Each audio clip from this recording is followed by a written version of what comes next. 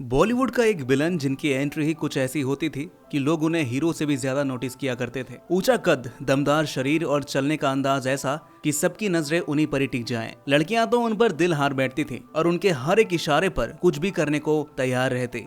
उन्होंने फिल्मों में ज्यादा वक्त नहीं बिताया, खासकर विलन के रोल में, लेकिन जितना भी काम किया लोगों के दिलों में अपनी अलग पहचान बना ली। बहुत कम लोग जानते हैं कि ये एक्टर तो हीरो बनने का सपना लेकर फिल्म इंडस्ट्री में आया था, लेकिन जब हीरो के तौर पर उसकी फिल्म नहीं चली तो हालात ने उसे विलन बनने पर मजबूर कर दिया। सोचिए, इस इंसान ने एक दो नहीं बल्कि पूरे 5 बार शादी की, लेकिन किस्मत ऐसी रही कि एक भी शादी टिक नहीं पाई। कोई भी पत्नी उसके साथ जिंदगी भर नहीं चल सकी। सोचिए जरा, जो एक वक्त पर फिल्मों में छाया हुआ था, उसकी मौत के वक्त उसके पास कोई नहीं था। यकीन करना तो मुश्किल है, लेकिन उसकी लाश 2 दिन तक घर में ही यूं ही पड़ी रही, धीरे धीरे सड़ती रही, बिना किसी को खबर हुए। आखिर ये शख्स कौन था? उसका पारिवारिक रिश्ता ऐसे क्यों टूट गया कि वो बिल्कुल ही अकेला रह गया? ऐसा कौन सा हादसा हुआ जिसने उसकी जिंदगी को बर्बादी की तरफ मोड़ दिया? और बॉलीवुड, जिसने कभी उसे शोहरत की बुलंदियों तक पहुंचा दिया था, आखिर क्यों उसे बाद में भूल गया? दोस्तों, ये किस्सा है एक ऐसे एक्टर की जिसने 80s और 90s के दौर में फिल्मों में विलन बनकर अपना एक अलग ही अंदाज दिखाया था। आपने भी कई बार बड़े पर्दे पर उन्हें देखा ही होगा,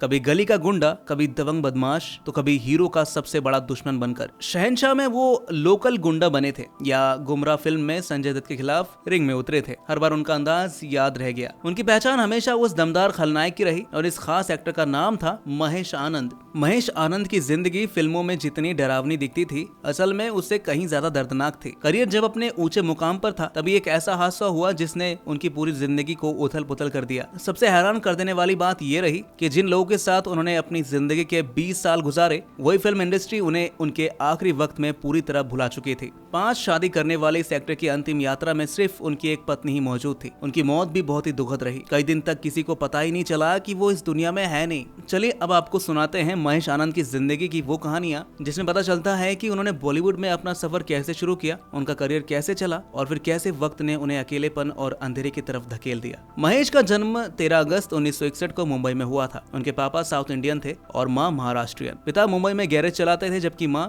तारा देवी 1930 और 40 के दशक की जानी मानी एक्ट्रेस थी। एक और दिलचस्प बात यह है कि तारा देवी मशहूर डांसर सितारा देवी की बड़ी बहन थी। महेश के घर का माहौल शुरू से ही थोड़ा फिल्मी था, और शायद इसी वजह से उनके दिल में बचपन से ही एक्टर बनने का सपना पलने लगा। लेकिन छोटी उम्र में ही उनकी मां का निधन हो गया, जिसने उन्हें अंदर तक तोड़कर रख दिया। वक्त के साथ वो बड़े हुए और उनके लुक्स और पर्सनैलिटी में निखार आता गया। लंबा कद, मजबूत शरीर और चेहरे पर गजब का कॉन्फिडेंस। लोग उन्हें देखते ही कहते थे, यार तुम मॉडलिंग क्यों नहीं करते? महेश ने लोगों की बातों को सीरियसली लिया और अपनी तस्वीरें अलग अलग मॉडलिंग एजेंसियों को भेज दी। किस्मत भी उनके साथ थी और जल्दी उन्हें मॉडलिंग के ऑफर्स आने लगे। अब बॉलीवुड में उनकी एंट्री की कहानी भी कम फिल्मी नहीं है। बात है 1980 की, जब महेश अपने पापा का गैरेज संभाल रहे थे। एक दिन एक खूबसूरत लड़की अपने कार ठीक करवाने आई। महेश ने कार रिपेयर की और इसी बहाने दोनों की बातचीत शुरू हो गई, जो धीरे धीरे गहरी दोस्ती में बदल गई। फिर एक दिन लड़की ने महेश को अपने घर पर होने वाले पार्टी में बुलाया। महेश जैसे ही वहां पर पहुंचे, लड़की ने उनकी मुलाकात अपनी बहन से कराई। लेकिन जैसे ही महेश ने उसकी बहन को देखा, वो हैरान रह गए। वो कोई और नहीं बल्कि फेमस एक्ट्रेस रिया रॉय थी, और वो लड़की जिसने महेश को इनवाइट किया था, रीना रॉय की सगी बहन बरखा रॉय निकली। उन दिनों बरखा रॉय फिल्म प्रोड्यूसर बन चुकी थी। उन्होंने महेश आनंद को अपनी फिल्म सनम तेरी कसम 1981 में एक डांसर के तौर पर कास्ट किया। महेश की एंट्री इस फिल्म में कुछ हटकर थी, थोड़ी रहस्यमय आप कह सकते हैं। अगर आपने ये फिल्म देखी है तो शायद आपको याद हो कि इस सीन में पर्दे के पीछे एक शख्स डांस करता हुआ नजर आता है, और वही थे महेश आनंद। इसके बाद बरखा रॉय ने उन्हें एक और मौका दिया। इस बार वो फिल्म में कमल हासन के साथ लीड रोल में नजर आने वाले थे। फिल्म का नाम था करिश्मा। लेकिन अफसोस की बात ये रही कि ये फिल्म बॉक्स ऑफिस पर बुरी तरह पिट गई। उस वक्त फिल्म इंडस्ट्री में नए चेहरों की खूब तलाश रही थी। ऐसे ही दिनों में डायरेक्टर बी सुभाष, जिन्हें लोग बब्बर सुभाष भी कहते हैं, एक नई फिल्म के लिए ऑडिशन ले रहे थे। महेश आनंद भी अपनी किस्मत आजमाने के लिए वहां पर पहुंच गए। जब सुभाष ने महेश की भारी भरकम कद काठी और दमदार पर्सनैलिटी देखी, तो तुरंत मन में आया ख्याल उनके, ये तो मेरी फिल्म के लिए एकदम परफेक्ट है यार। ऑडिशन में महेश का जबरदस्त परफॉर्मेंस देखकर सुभाष चौंक गए और बोले, मेरी फिल्म का हीरो तो तू ही है भाई। लेकिन अभी उन्होंने एक अहम सवाल पूछ लिया, क्या तुम पहले किसी फिल्म में काम कर चुके हो? महेश ने बिल्कुल ईमानदारी से जवाब दिया, हाँ सर, मैंने किया है काम। बस यहीं से खेल पलट गया। किस्मत ने जैसे करबट ही ले ली। दरअसल बी सुभाष अपनी फिल्म में एक बिल्कुल नया चेहरा लेना चाहते थे, जबकि महेश पहले ही फिल्मों में दिखाई दे चुके थे। नतीजा ये हुआ कि वो रोल महेश के हाथों से निकल गया और हेमंत बिरजे को मिल गया। ये फिल्म 1985 में टार्जन के नाम से रिलीज हुई। कहानी कुछ ऐसी कि अगर वो रोल महेश आनंद को मिल गया होता तो शायद उनका करियर किसी और ही रास्ते पर चल पड़ा होता, लेकिन किस्मत को शायद कुछ और ही मंजूर था। मजे की बात तो ये रही कि जिन हेमंत बिरजे को वो मौका मिला था, वो भी उस चमक धमक को ज्यादा वक्त तक संभाल नहीं पाए। खैर, महेश का झुकाव अब धीरे धीरे विलन वाले किरदारों की तरफ होने लगा। साल था 1986 जब उनकी एक फिल्म आई सस्ती दुल्हन महंगा दूल्हा। ये वो इकलौती फिल्म थी जिसमें महेश आनंद लीड हीरो के तौर पर नजर आए और खास बात ये रही कि इस फिल्म से आदित्य पंचोली ने भी बॉलीवुड में कदम रखा, यानी डेब्यूट था उनका। फिल्म भले ही बॉक्स ऑफिस पर चली नहीं और महेश का हीरो बनने का सपना एक बार फिर से टूट गया, लेकिन किस्मत ने अभी उन्हें पूरी तरह से छोड़ा नहीं था। साल था 1987 का जब उन्हें एक और मौका मिला फिल्म इंसाफ में। इस बार उन्होंने विलन का रोल किया और ये फिल्म सुपरहिट हो गई।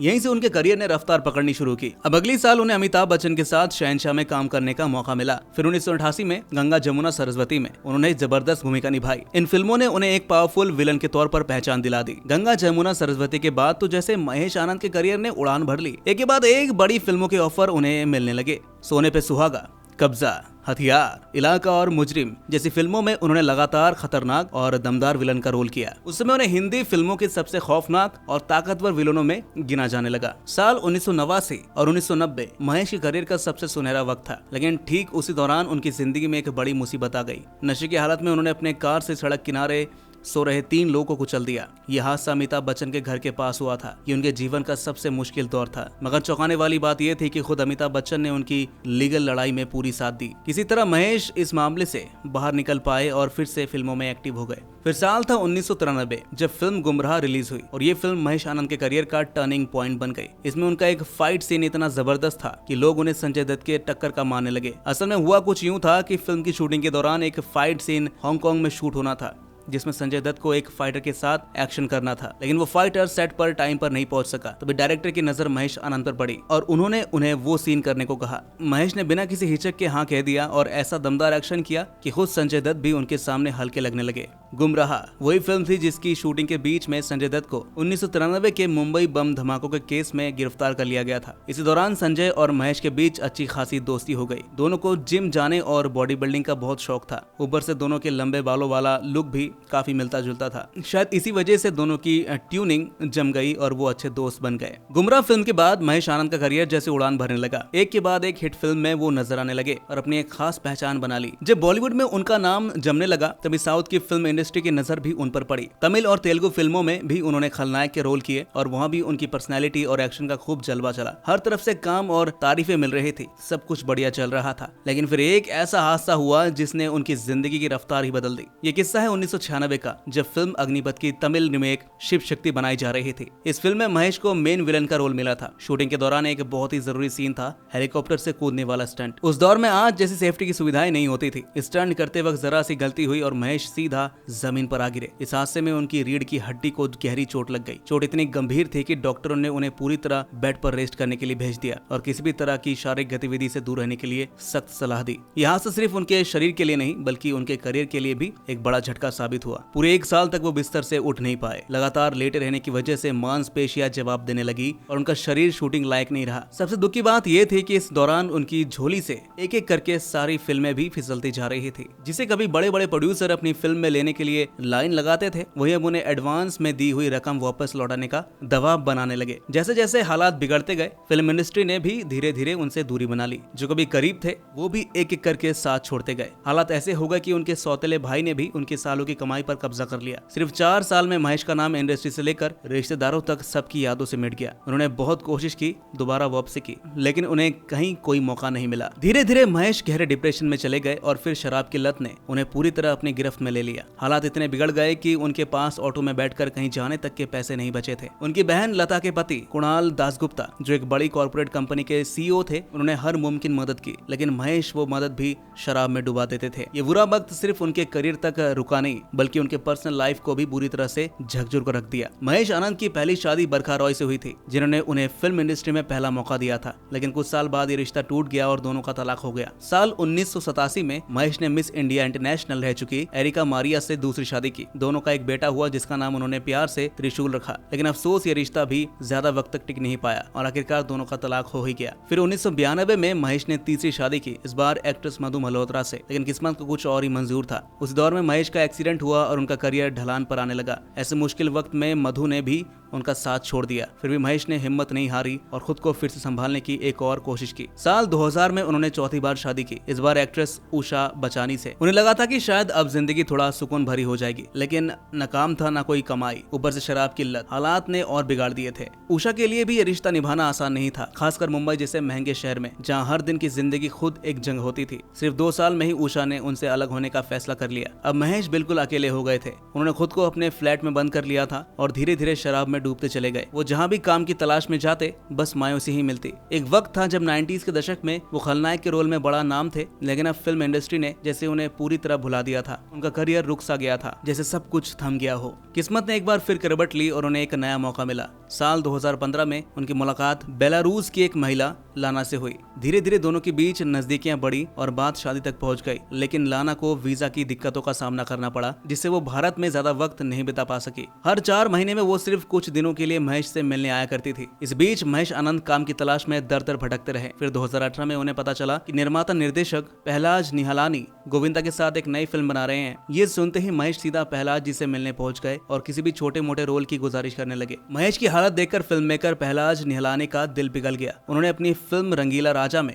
महेश को एक छोटा सा रोल दे दिया। जब साल 2019 में ये फिल्म रिलीज हुई तो महेश का खुशी का ठिकाना नहीं रहा। उन्हें लगने लगा था कि शायद अब उनका करियर दोबारा चल पड़ेगा। उन्होंने इस नई शुरुआत से बहुत सारी उम्मीदें लगा ली थी, यहाँ तक कि उन्होंने अपने एक पुराने दोस्त को अपना सेक्रेटरी बनाने का भी मन बना लिया था, लेकिन किस्मत को शायद कुछ और ही मंजूर था। शराब की लत ने उनकी हालत और खराब कर दी। जब मेडिकल चेकअप करवाया गया तो पता चला कि उनका पैंक्रियास पूरी तरह से खराब हो चुका है। इसके बावजूद उन्होंने शराब पीना छोड़ा नहीं और ना ही इलाज करवाया। धीरे धीरे उनकी तबीयत और ज्यादा खराब होती चली गई। अब उनकी जिंदगी एक ऐसी कहानी बन चुकी थी जिसमें सिर्फ तन्हाई और संघर्ष ही बचे थे। महेश आनंद मुंबई के वर्सोवा इलाके में अपने फ्लैट में अकेले रहते थे। खाने के लिए उन्होंने टिफिन सर्विस लगा रखी थी। 7 फरवरी 2019 को रोज की तरह टिफिन वाला टिफिन देने आया था। उसने दरवाजा खटखटाया, लेकिन अंदर से कोई आवाज नहीं आई।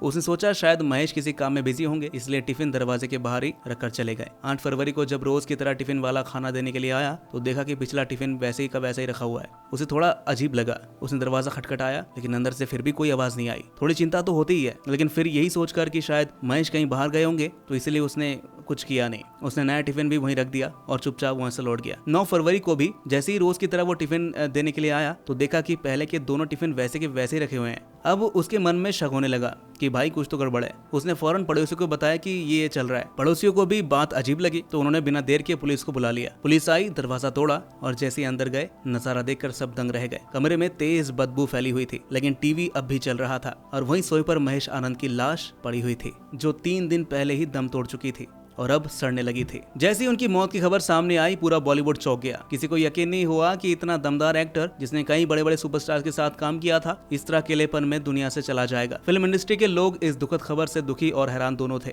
बाद में उनकी पत्नी लाना, जो उस वक्त बेलारूस में थी, मुंबई आई और उन्होंने महेश का अंतिम संस्कार भी किया। इसी के साथ खत्म हो गई एक ऐसे जबरदस्त विलन की कहानी जो कभी बॉलीवुड का एक चमकता हुआ सितारा हुआ करता था। अगर जिंदगी ने उसे तन्हाई और परेशानियों में ना धकेला होता तो शायद उसका आखिरी पड़ाव भी उसके करियर की तरह ही शानदार होता। अगर आपको महेश आनंद की कोई भी फिल्म, कोई सीन या उनसे जुड़ी कोई भी बात याद है तो कमेंट में जरूर बताइएगा और ऐसी कहानियों के लिए हमारे बॉलीवुड डायरी को सब्सक्राइब भी जरूर कर लीजिएगा।